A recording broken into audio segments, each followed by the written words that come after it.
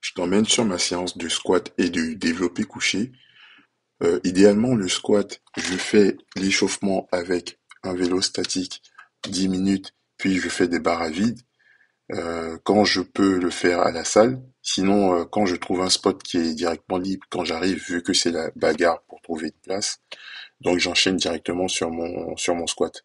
En ce moment, vu qu'il ne fait pas très froid, je vais à la salle directement en tenue d'entraînement et j'ai pas besoin forcément de m'échauffer plus que ça parce que je ressens pas le besoin. Mais quand j'en ressens le besoin, je fais un échauffement plus long.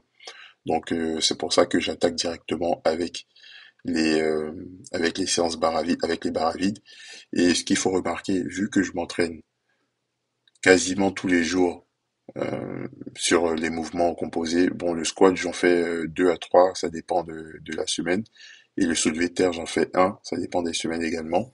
Et sinon, le développé couché, en ce moment, je fais du développé couché tous les jours. Sinon, idéalement, quand je peux, je fais entre 4 et 5 séances de développé couché par semaine. Mais en ce moment, je veux faire le maximum de séances de développé couché parce que c'est le mouvement sur lequel j'arrive à récupérer. J'ai l'objectif de tenter les 200 kilos, donc il faut y aller, donc je travaille pour pouvoir avoir un certain momentum, que la barre elle devienne de plus en plus facile, que le RPE à 175 soit vraiment bas. Donc c'est pour ça que je travaille à cette hauteur et à cette intensité en ce moment. Donc là on est sur le squat où je vais monter à 170 et 200 en top 7, de 200 environ RPE 7,5-8. Et ensuite, je vais faire des back-off à 175.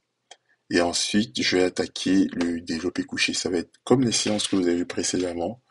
Le développé couché, en ce moment, est comme toujours, pas besoin d'échauffement. Pareil comme le squat, je fais encore moins d'échauffement sur le développé couché parce que c'est un mouvement que je fais régulièrement et le fait de le faire régulièrement, ça me permet d'avoir certains automatismes.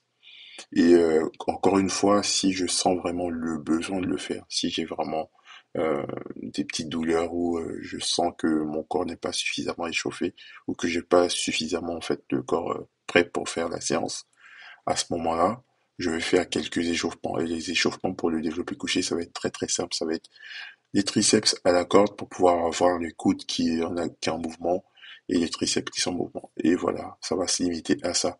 Et je vais arriver à faire des barres à vide, le maximum de barres à vide, soit 2, 3 séries, 4 séries, si vraiment je me sens pas très très chaud.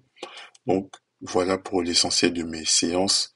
Il y a très très peu de volume, donc c'est pour ça que j'arrive à récupérer et à m'entraîner autant. J'ai très très peu de volume.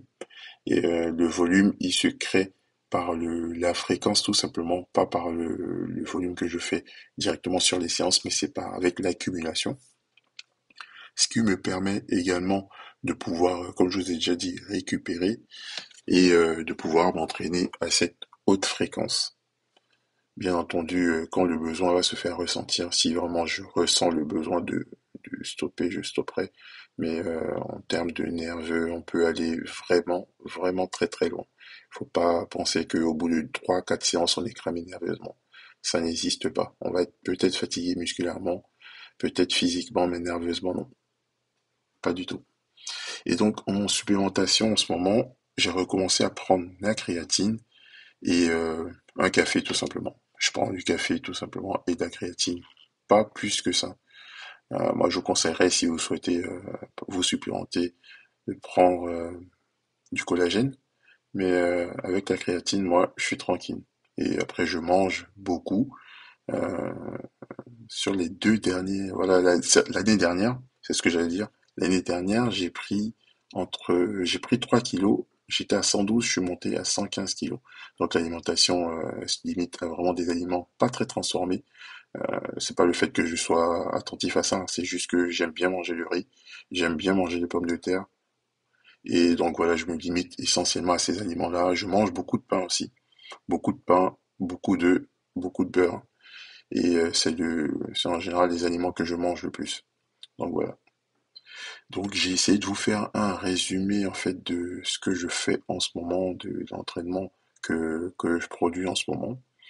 Donc voilà, après la séance, je suis allé faire 1 heure de marche avec ma femme et mes enfants. Donc on a fait tout le tour du Courbe, enfin on a fait le tour de Courbevoie. C'est un petit tour d'1 heure environ. On a marché assez lentement. Donc ça m'a permis de faire 4 kilomètres. J'étais avec mon sac qui était lesté, donc c'était assez lourd. Donc voilà.